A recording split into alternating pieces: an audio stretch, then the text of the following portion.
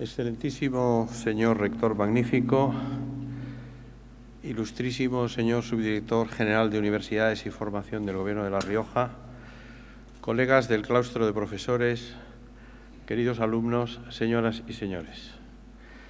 Me propongo en los próximos minutos plantear algunas reflexiones sobre el desarrollo del talento en la construcción de una sociedad mejor. Siempre conviene señalar el título al comienzo para que al menos el título quede claro.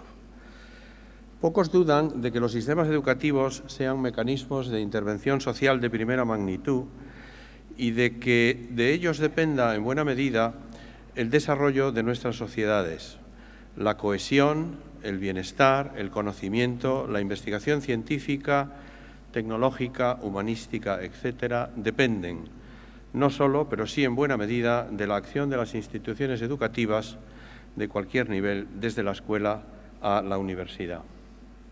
Si la escuela, primer eslabón del proceso, es responsable parcialmente de nuestro desarrollo y formación intelectual, y si realmente aceptamos que todos somos diversos y por ello tenemos necesidades educativas diferentes, ¿cómo es posible que ésta se empeñe casi obsesivamente en tantos sistemas educativos en promover la igualdad? Los sistemas educativos y, por tanto, las escuelas singulares o los centros de educación superior tienen como misión intrínseca promover el desarrollo óptimo de cada persona, no la igualdad. Así lo afirman muchas leyes educativas, como la Ley General de Educación de España, hoy LOMCE, no sabemos por cuánto tiempo, que en su artículo primero, apartados B y E, dice: el sistema educativo español, configurado de acuerdo con los valores de la Constitución y asentado en el respeto a los derechos y libertades reconocidos en ella, se inspira en los siguientes principios: la equidad, que garantice la igualdad de oportunidades; la flexibilidad para adecuar la educación a la diversidad de aptitudes, intereses, expectativas y necesidades del alumnado, así como a los cambios que experimenta el alumnado y la sociedad. En su artículo 2 señala como primer objetivo que el sistema educativo español se orientará a la consecución del pleno desarrollo de la personalidad y de las capacidades de los alumnos. Existen, ciertamente, otras previsiones legislativas en España, pero no parece necesario ni acertado en este acto descender a tal pormenor. Todos estos textos legales reconocen lo obvio: la existencia de necesidades educativas específicas asociadas a condiciones personales de capacidad intelectual, entre otras. El caso del sistema educativo español quizá sea paradigmático de lo lejos que puede llegar a estar la legislación de la práctica educativa. Y esto es posible afirmarlo porque, entre otras razones, no existen procesos sistemáticos que identifiquen quiénes son los alumnos más capaces que deberían recibir esas ayudas diferenciadas que desarrollen de manera óptima su potencial. Todavía es frecuente la idea entre los profesores de que el talento se desarrolla de manera espontánea y de que no es precisa intervención específica alguna, o peor aún, de que todos tienen talento, lo cual equivale a hacer igual lo diferente. El talento emerge de las capacidades desarrolladas sistemáticamente como una confluencia de disposiciones genéticas, de experiencias educativas y familiares y de los intereses específicos y modos de aprendizaje de los estudiantes. La aparente facilidad con la que algunas personas con capacidades altas desarrollan su talento no nos debe hacer olvidar las horas de trabajo y esfuerzo que fueron necesarias para alcanzar ese nivel. Los modelos más arraigados en la literatura científica al respecto de este tema ponen el énfasis en el desarrollo de la capacidad potencial, entendida como un continuo que se proyecta, en el mejor de los casos, en uno o más campos de la actividad humana. No debe perderse de vista, como se ha señalado con acierto, que los talentos emergen y crecen evolutivamente y para algunos no llegan a emerger porque no se produce una adecuada estimulación en la escuela y la familia. Es imperativo que todos los que trabajan con jóvenes vean los talentos y potencialidades como algo educable y emergente y no como algo fijo e inmutable. El proceso educativo se convierte en la clave para transformar las capacidades naturales en capacidades sistemáticamente desarrolladas. Dicho en otros términos, las capacidades o aptitudes en un campo o más no se convertirán en operativas, por así decirlo, de manera natural. Es el entrenamiento sistemático, lo que se materializa en los más diversos programas de intervención, el que hará que esas capacidades contribuyan al desarrollo de las competencias en un campo dado. Los másteres que ustedes han realizado con aprovechamiento son un buen ejemplo de ello.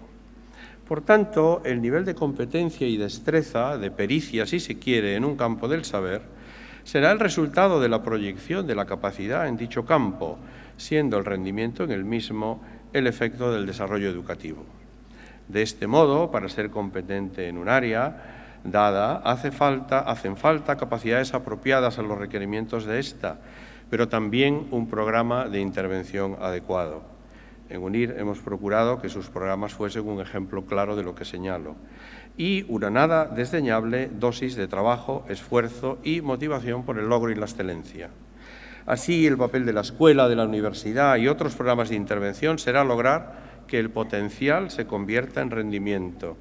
Esto, como se comprende, tiene consecuencias educativas de primera magnitud, pues de lo señalado se deduce de inmediato que todo talento que no se cultiva puede perderse. Pero para cultivar el talento hay primero que identificarlo. Así pues, identificación e intervención se convierten en dos ejes del desarrollo del talento.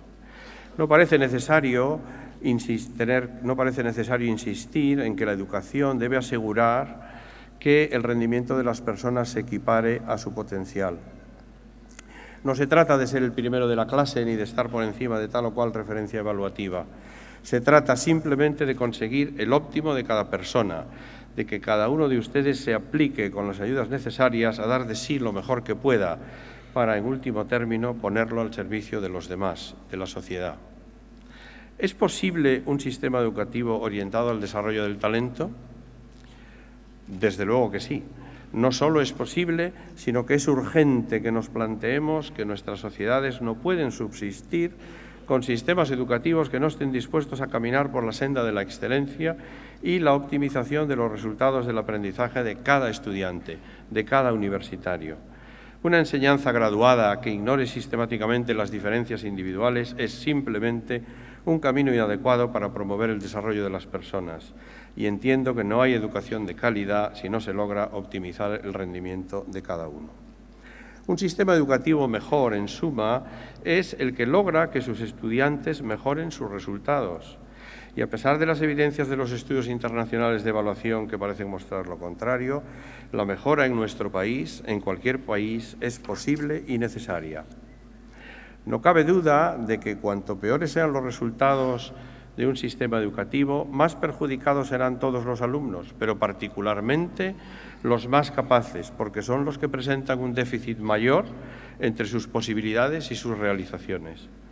Se percibe en muchos países, España no es una excepción, pero tampoco un caso único, una cierta obsesión por eliminar las diferencias de los escolares, algo, por otra parte, completamente imposible, pretendiendo que todos sean más iguales.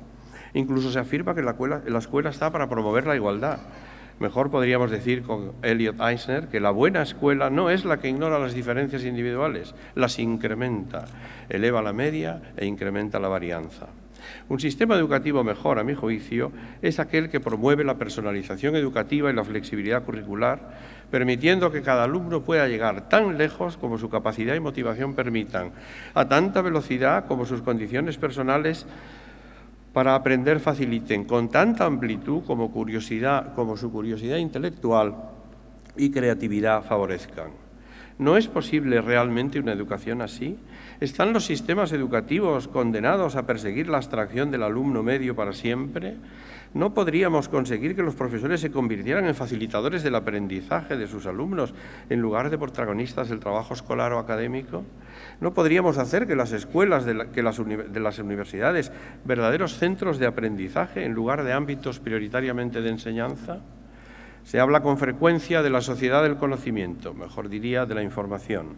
La educación en la sociedad del conocimiento, de la sociedad conceptual, como la llama Pinch, exige diversos cambios de capital importancia para el sistema educativo. En primer lugar, es precisa una redefinición del aprendizaje. Aprender ya no es saber cosas, sino saber gestionar la información, saber plantearse nuevos problemas y nuevos modos de resolverlos. Es aprender a tomar decisiones sobre el propio trabajo. Es precisa también una redefinición de la enseñanza. La tarea de los profesores en esta sociedad tan cambiante no es precisamente responder al último producto del cambio, sino enseñar a los alumnos a saber acomodarse a él. Lo importante ya no es qué se enseña, sino cómo se enseña. La importancia reside en lo que se aprende, no en lo que se enseña. La intensidad no es enseñar, es aprender. Lo que interesa, no es enseñar, sino aprender. Transferir el protagonismo de la actividad al alumno, que es quien debe hacer suya la información y transformarla en conocimiento significativo y funcional para él. Ya no se trata de transmitir contenidos, que por otra parte estarán desfasados en poco tiempo, sino de fomentar hábitos intelectuales. Aquí reside una de las claves y el mayor de los retos del sistema educativo en una sociedad en la que los resultados fáciles a corto plazo priman sobre cualquier otra consideración. Como consecuencia de lo anterior, será necesario que el profesor cambie su papel de actor al de orientador, de expositor de conocimientos al de asesor, transfiriendo al alumno el protagonismo que, por otra parte, solo él tiene. El alumno es el aprendiz, aunque no es tan seguro que siempre aprenda como le ocurre al profesor. Lograr una implicación personal a través de la acción es uno de los retos de la educación moderna, que va mucho más allá de la profusión de medios tecnológicos, como a veces puerilmente se piensa. Para saber lo que queremos hacer, tenemos que hacer lo que queremos saber. Podríamos decir, recordando aquella máxima tan actual del Estagirita. El alumno debe pasar de espectador a protagonista, de sujeto paciente a sujeto agente. La implantación decidida y la integración cabal de las tecnologías, particularmente las digitales, pueden hacer posible esta aparente utopía, pero no porque facilitan el rápido acceso a la información y la hacen asequible. Esto, siendo mucho, es poco. La importancia de las tecnologías reside, a mi juicio, en dos aspectos básicos. La diferente función que adquieren en el proceso de enseñanza-aprendizaje profesor y alumno, y en que el tratamiento de la información ya no es lineal y permite estructuraciones diversas. Por eso, la clave ahora es una educación que fomente hábitos intelectuales, en lugar de la mera transmisión de conocimientos. Lo importante no es lo sabido, sino el saber. Lo descriptivo cederá la primera posición a lo metodológico, lo formativo tendrá mayor relevancia que lo informativo. El objetivo focal será una intensa y amplia preparación intelectual, aprender a pensar con rigor, hondura y creatividad. Sabemos cómo potenciar el desarrollo del talento de nuestros estudiantes. La investigación y la práctica educativa nos han mostrado el camino. Pero si es así, ¿por qué los sistemas educativos se obstinan en dejar de lado a los estudiantes más capaces? ¿Por qué no nos tomamos más en serio el desarrollo del talento de nuestros alumnos más brillantes, que son los que más deberían aportar a la construcción y progreso de las naciones? Es un sinsentido que debería cambiar de manera radical. Entendiendo con más acierto lo que significa la equidad de los sistemas y planificando políticas educativas acordes con ello. Quiero, para terminar, hacer unas pocas consideraciones adicionales. 1. El futuro de las sociedades se afianza en la promoción de la excelencia de todos sus ciudadanos. 2. Es una imperiosa necesidad llevar a cabo procesos sistemáticos de identificación, periódicos, de la capacidad intelectual desde las más tempranas edades, para que ello permita intervenir estimulando el desarrollo del talento desde las edades escolares para poder continuarlo en los centros de educación superior. 3. Es de justicia que el sistema educativo identifique activamente a los más capaces para ofrecerles la mejor educación posible, aquella acorde con sus capacidades. Lo mismo se aplica a la universidad.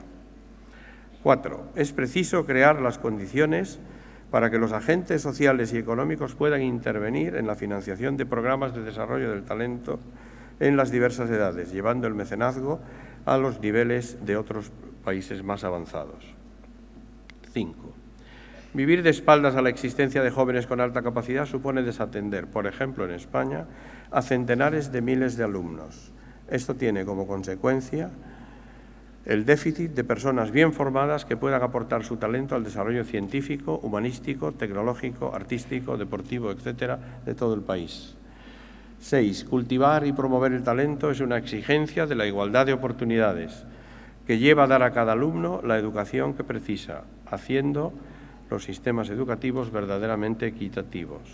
7.